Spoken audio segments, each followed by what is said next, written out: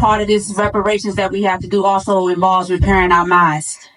As we move into the next segment, I'm going to, and on the wellness tip, we're going to put some boundaries in place so we make sure that this meeting continues in a positive manner. Just a few ground rules quickly, and then we're going to move into our community leader segment. 1, be respectful. Listen without interrupting and respect differing opinions. Stay on topic. Keep your comments relevant to the discussion. Be concise.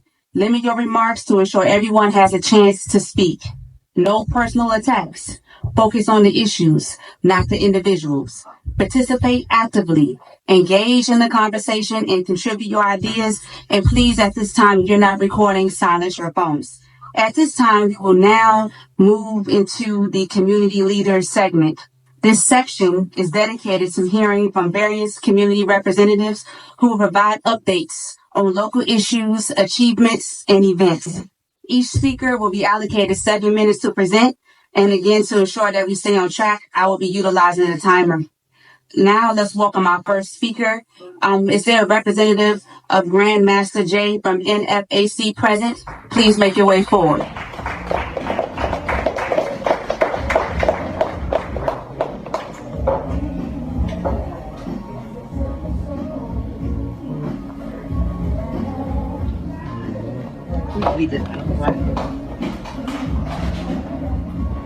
Greetings, everyone. Greetings.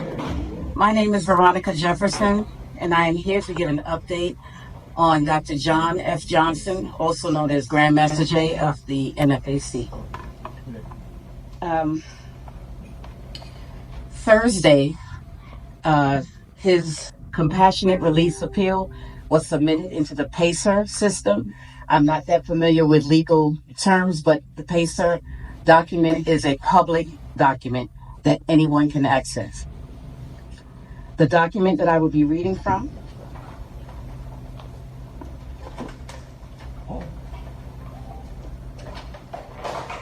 okay, let me get back to my purse. I'm sorry. Document that I'll be reading from will give an update as to what is going on with Dr. Johnson at this time. Is someone get that?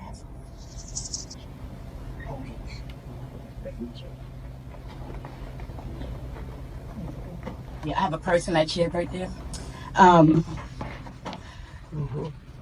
Dr. Johnson has had 2 open heart surgeries. While he was incarcerated, they found that there were some valve issues with his heart. During that time, his mother also passed. Dr. Johnson was denied to go to her funeral. The funeral was Zoom and live to the public, and he was denied to view that ceremony as well as give words of comfort to his family members.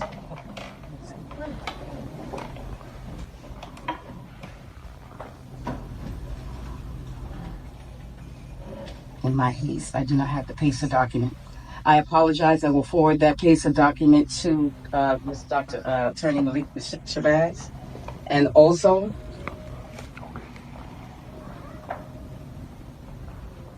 the PACER document, this is written, it's over 200 pages. One of the submissions that I thought I had with me today is entered as Exhibit 39. It is submitted and written by an inmate at the facility.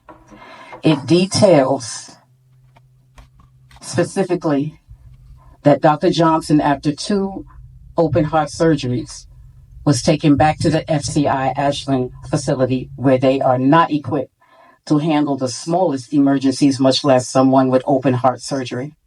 2 open heart surgeries. There are no elevators. It is a severely old building. The last upgrades were 50 years ago. The inmates are caring for Dr. Johnson. Again, this is public knowledge and in the PACER documents along with his case number.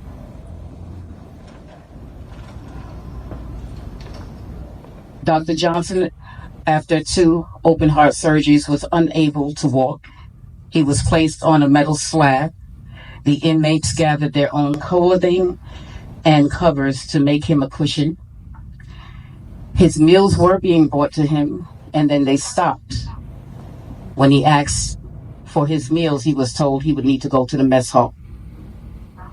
With crutches and with the aid of the inmates, he was taken to the mess. First, he had to only eat what he had in his room from the commissary.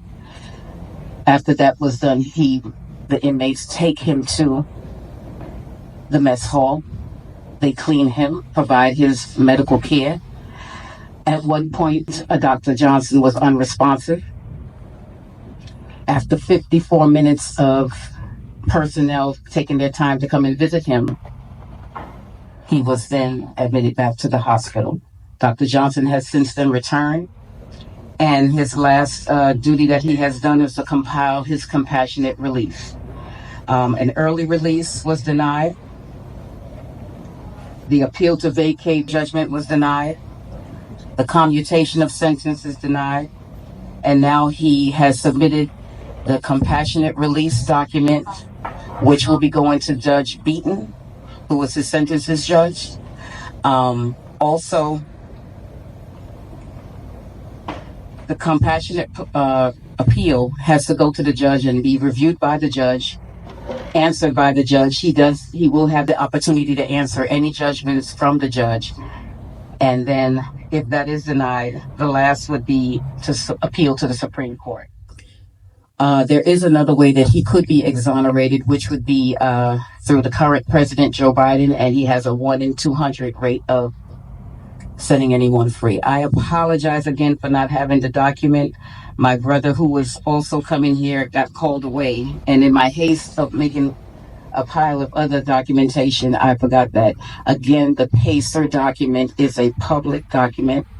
For those of you who may not be familiar, Dr. Johnson was incarcerated for basically standing up for Breonna Taylor.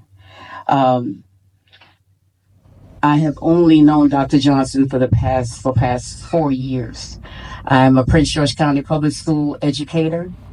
I was in the pandemic with the rest of you, and I turned on my cell phone and I just saw a sea of beautiful blackness. And I needed to know what was going on so that I can tell my students what was going on. And this man was arrested for standing up for his people. And in order for them to justify it, he has 7 years under the Biden administration of any type of protest or something that was just put into place to just pretty much punish our brothers and sisters that are standing up. So he has about 36 months left of this mandatory 7-year sentence that we are fighting and going through. And in the meantime, we may be a little quiet, but we've been making a little bit of noise. We have our GoFundMe for him for these trials. There's a commemorative magazine that came out that I wanted to share with everyone. And I hope that I can share this card with you. And it says clearly, in America, when this happens, which is a beautiful picture of the brothers and sisters down in Louisville, Kentucky with Dr. John F. Johnson. And on the flip side, I was in this courtroom. This happens. When you stand up, when law-abiding citizens peacefully assemble and exercise our Second Amendment rights, this happens. Rights and amendments violated. First Amendment, the right to free speech.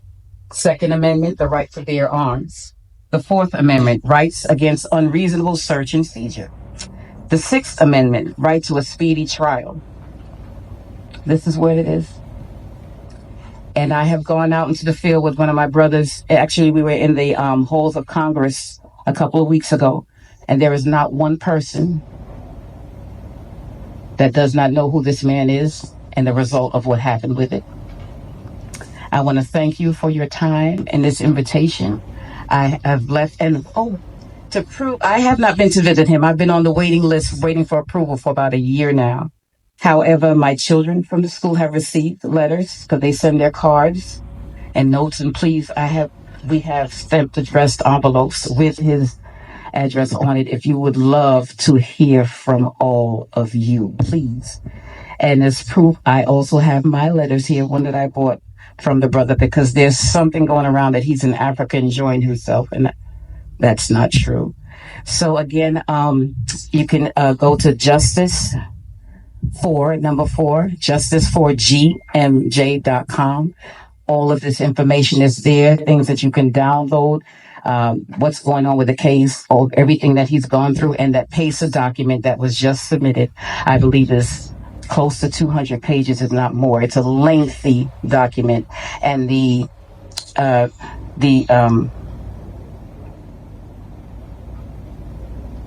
statement from the inmate was 4 pages long, and that's just one inmate. So I thank you again. We thank you for your prayers. We thank you for all of you. And not to add anything to his words, but we have all we got. And I don't see Dr. Malik Shabazz, I don't know if I'm calling his name right here, but I went to Grambling State University a long time ago. And I remember seeing this slim man with these glasses, and I had to be in the auditorium there because it was an African studies class that I was taking. It was an elective. I didn't even want to be there. I was straight out of New York, and the only thing that was conscious about me was maybe Queen Latifah and Diggable Planets. You know, I just played around and had my dashikis and my earrings. And then I remember seeing this very dark, shiny man, and I came to find out that that was Dr. Khalid Muhammad. And not to boast of anything, but I didn't know as a little girl that I was in front of such greatness. And look at the full circle. I know Dr. Johnson. I didn't know back then who he was, but Malik Shabazz and the Honorable Dr. Khalid Muhammad. I'm where I'm supposed to be. And you're here with me, so you're where you're supposed to be. Thank you so much. And God bless you. God bless you. Man, this ain't these crackers' lands. That's right. It's not their land, man. This is our land, bro. That's right. And they stole our birthright here. That's right. This is not their land. That's right. Okay? So they don't give them no goddamn credit to even mention the KKK within America. Because their whole thing is the United States, which is a damn corporation, and it ain't it's not America. They two separate things. Yeah. All right? But we give them too much credit. That's right. And we got to get the fear out of us, man. All right. We got a bunch of fear. Me, Malik, Brother Charles, my son just had a incident with the police, PG police. And we was up in the courts, man, and they was trying, good God, man, they was treating us pretty bad up in there, man. And I was like a ticking time bomb for those of you who know me. I am a ticking time bomb. And at any time, man, like a lot of people may think because they see us, we may be dressed with a shirt, tie, that our ideology, that we're all the same. No, we ain't the same. I don't know if I'm going to be here next Friday. Just because of what it all depends, man, like with my son and what the police did to him, man. You know, I told them, even when we did the press conference, I said, hey, look here, man, if y'all would have killed my son, I'm telling you, man, I would have found out who did it. I would have came after anybody in your family. I don't care if you had a 3-month-old baby. Shot him in his head. And they all looking at each other, but I'm just telling you the truth, man. So Ali, man, if I can get the time, man, I'm down with you, man. You know, what you want to do. Because, I mean, like I said, I've always been in the street. And we gotta somehow get together, man, and find a solution on how we can even relate to them. 12 years old? Man, when I came in here, the brother had the wand. He said, "I know your weapons is your knowledge." I said, "No, I got something right here." I mean, I go everywhere with that thing, man. So I said, "Well, let me take it back to the car." But no, I mean, I'm dead serious, man, 'cause that's what time it is out here. They had an incident up here on Allentown Road within the last 6 months. I know y'all heard about it. An elderly lady, she like 75. She get out of her car going into a Chinese restaurant, and you got a 42-year-old Negro following her. and she get inside the Chinese store. He stab her up, take her keys, and take her car. Mm. Come on, man. What's up? That's right. Man, look. Man, he got to go. Anybody like that, man, he got to go. That's right. You got to go. What Imam Ali said, I mean, look, man, that's my thought pattern. That's just the way it is, man. But me doing my genealogy lately, you know what I mean, going 6 generations back on my mother and father's side, I find out that we Indian. That's right. This is our land right here. Right. You see these mongoloids, man, and these $5 Indians, man, they ain't got nothing. I mean, they stole our birthright. They did. And any of you can ask your grandmothers or your mom, your grandmothers, your grandfathers, your great-grands, and they'll tell you that you're Indian. But the way it's been perpetrated in Westerns, in Hollywood, if I go out here and tell somebody, hey, I'm Indian, first thing they gonna say, you don't look like one. Right. What does Indian look like? Exactly. This is the brainwashing. There you go. That's right. But understand, man, that when we come, because this thing is growing like a snowball effect, man. So just understand that we all together, man. That's right. We all together, man, and this thing is growing. So when y'all hear something about the Indian and that movement, that's us, man. So much more I'd like to say, man, but we got work to do out here. That's right. Peace. They shot that baby. Mm. This, I'm talking about last month. Last month. We turned right back around in Philadelphia. A mother and the father sitting on the stoop. You know how that camera, where the camera that work? Somebody walked past the mother and father and opened fire on the mother and father, missed them, and shot the 7-month-old baby in the stroke. Where my 60 men at? Talk to me, man. Where we at? Talk to me. Huh? Let me tell you, where we at? Talk to us. Huh? Right down there on O'Connor's, down there on Minnesota Avenue. 3 little black girls gunned down. I'm talking about last month. Huh? We ain't talking about 2 years ago. We talking about now. Right now. Huh? The 2 people that got shot up there on Alabama Avenue, and the little baby and the little girl, okay, we know the baby was innocent. But all 3 of the dudes, they had nothing to do with it. 3 men with automatic weapons missed the dude that they was trying to hit and killed them other people that was innocent. They had nothing to do with it. See, this is what we're talking about. We're talking about what we need to unite and what is happening because we not united. That's right. We not uniting, and our youngins is out there killing each other. And this the sad part about it. I'm out there with them almost every day. Because I ain't told you about the Stop the Violence program that we got, that we go out 9:30, 10 o'clock at night.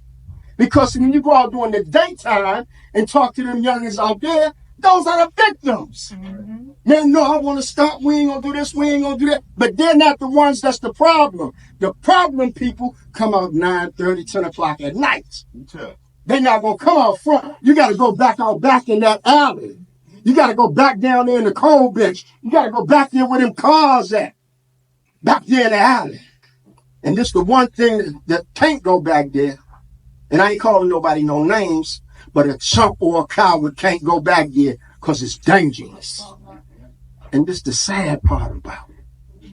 Back in the day, what was one of the main things that we could do when we would get in trouble is we could retreat to the hood. I don't care how many police was chasing us. If we made it in the hood, we were safe. Somebody's mother would take you in and doctor you up. Man, we had a lady in our neighborhood, that woman could cure anything except for maybe a gunshot.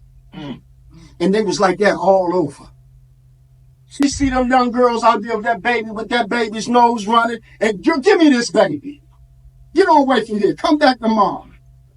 And she'd take that baby in the house and nurse that baby up with the 5 or 6 she already got this hers. Huh? Talking about Mom Mac and Mom Brumfield. Yeah, Mom Pauline that made sure we knew how to read and write. Come here, read this. Oh, you can't read? Get up in that house. And she'd start you to reading and writing because she knew that the education system had failed us. Then again, I apologize. It did exactly what it was supposed to do. Dumb us down. And y'all all right? Yes, sir. Everybody all right? Yes, sir. Young believers, we all right? Yes, sir. Okay, we just talking in general about what's happening with our people. Wake us up, Imam. Yeah. Now, we always talking about we gotta get an army. We got an army. All them youngins out there in the street, everyone I talk to, they say, man, I don't want to be out here, but I don't know nothing else to do. This all I got. I say, man, give me a minute. I'm going to get us a spot, man. Give me a minute. I'm going to get us a spot. Imam Ali, man, I'm trying to get a job, man. Imam Ali, man, I got to get some stuff so I can go to court, man. We cooking the books and everything, man. Trying to help these youngins get out of jail. Trying to help these youngins graduate. Huh? But that army we got out there, we have an army of killers right now. We don't even have to teach them how to kill. They already know how to kill. All we got to do is redirect their aim. Because the sister said, is anybody in here angry? I'm mad as hell. Yes. Yes, sir. I'm angry, I'm mad, but I take direct action. Direct action. And I tell all of them, I tell them this right here. You were born free. If anybody try to interfere with your freedom, do what free people do. Put it on the line. Go ahead. Is your life The life story. worth what my freedom is to me? Mm. So I do what free people do. I got a few more minutes? Okay, 2 minutes? I got 2 minutes. Rocket, man. You're doing great. Let me tell y'all something. Listen. Come on. I have had senior citizens to break my heart and make me cry real tears. They said, you treat me better than my family. They stuck me in here and they don't even come to see me. I'm here, but you here every week. You feed me when they won't. Huh? Man, I'm just a human being, man. They tear my heart out. Seniors. And then we got the infant program, because our program is from infant to senior. Man, we got little babies out there, man. They got stuff growing on them that I ain't never seen in my life. Babies. And when you pick them up, they smelling smelly because the mama ain't got enough sense to change them on time. That's why we putting Pampers out there, flooding the street with Pampers. Huh? Flooding it. Young girls, man, they don't, listen, man. 13 years old, she a mama. Grandma is 25 or 30 now. Huh? I'm telling you what's going on.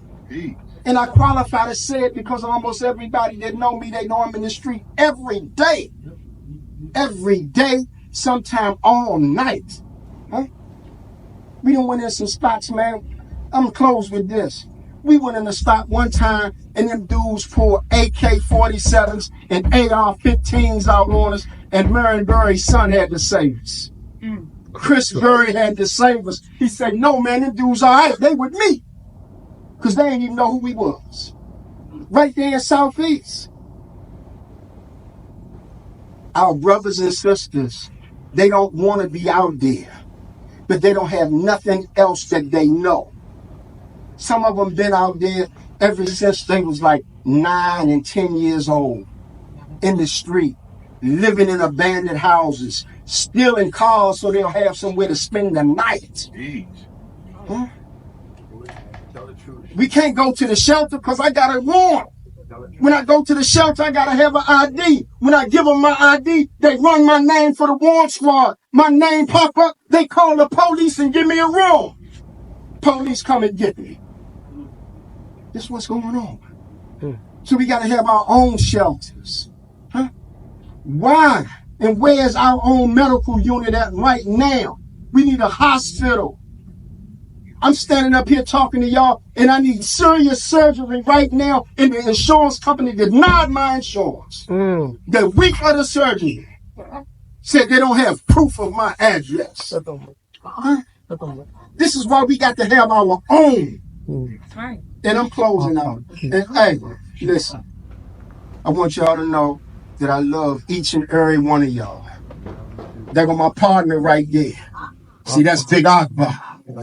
See, in the neighborhood, when them dudes jump out like they want some drama, Akbar the first one to jump out the truck just in defense of what we doing. Because, see, you know, they'll try you. That's right, brother. They'll try you. And see, what they realize now is that when they see that little van out there with that little white thing on it, that little black sign on it, they say, man, there goes some help right there. They got us. And another one will say, yeah, man, but they ain't gonna tolerate that BS.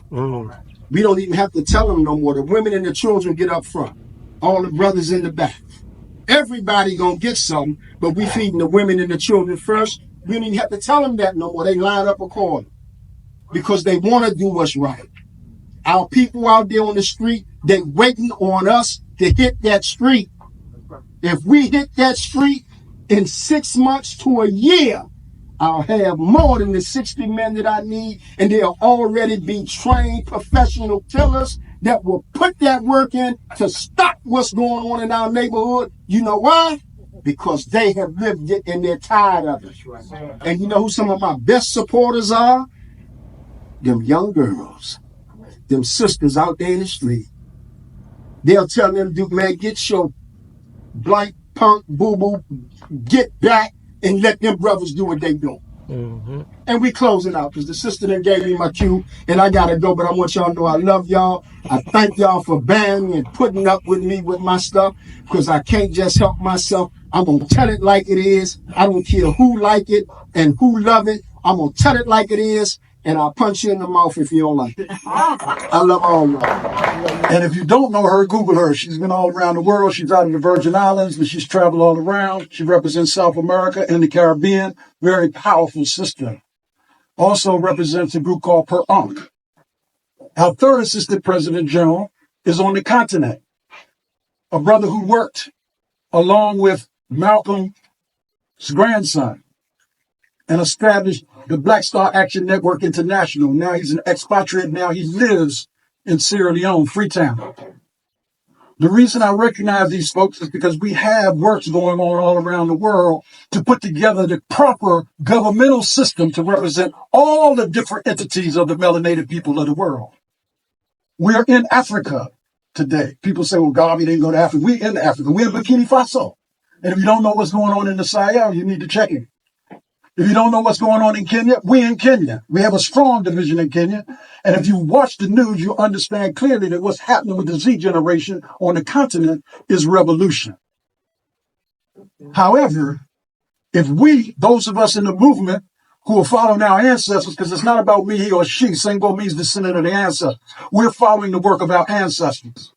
We believe our ancestors are very much alive in the spirit world. We believe we are spiritual beings on this plane, have no physical experience, but we too someday will be ancestors. So when people say that UNIA did not work, that's not true at all. We're working today. Now, we're also in Ghana. We're also in Nigeria. And I said Burkina Faso. We're also in Gambia. And we are all over the continent, really, with individuals, Tanzania, different places. The reason I say that is because I looked at the flyer and we're here to report. And I want you to be clear. This government is for all of you all, any melanated people on the planet, no matter where you are. And if you're on Mars, you also be represented by us. Whether or not you're Muslim, whether or not you're Hebrew, whether or not you're Yoruba, whether or not you're Archon, whether or not you're Kemetician, regardless. We know that African people have many, many different ways of expressing themselves. But what we lack right now is practical power and unity to address the problems that Yorugu has brought upon us. But let's be very clear. We have been free and loving without boundaries on this planet far longer then we've been oppressed. That's right. So don't tell me that we can't get back to that. Don't tell me that we cannot win. So this month is a very important month. On August the 17th, Garvey's birthday, we have drummers drumming all around the world. We will be in Chicago outside the Disabled Museum, but they will be drumming in Ghana, they'll be drumming in Colombia, South America, they'll be drumming in the Virgin Islands, they'll be drumming in Philadelphia, in DC, all over the place, because we know that the universal language that we all know is music, and it's the drum. And if your heart don't beat, you don't move. That's the original internal drum beat. So when I say blacktricity, I'm speaking about the universal phenomenon that the Most High God gave us. And so it's for each of us to find our cosmic assignment so that the Z generation does not have to go through this foolishness that we had to go through. So as I move forward, I also represent the Pan-African Feminist Movement, growing out of Senegal. I also represent ADASI, the African Diaspora Ancestral Commemoration Institute. I also represent Basani, the Black Star Action Network International. I also represent the Gullah Duge and most Africans in the United States.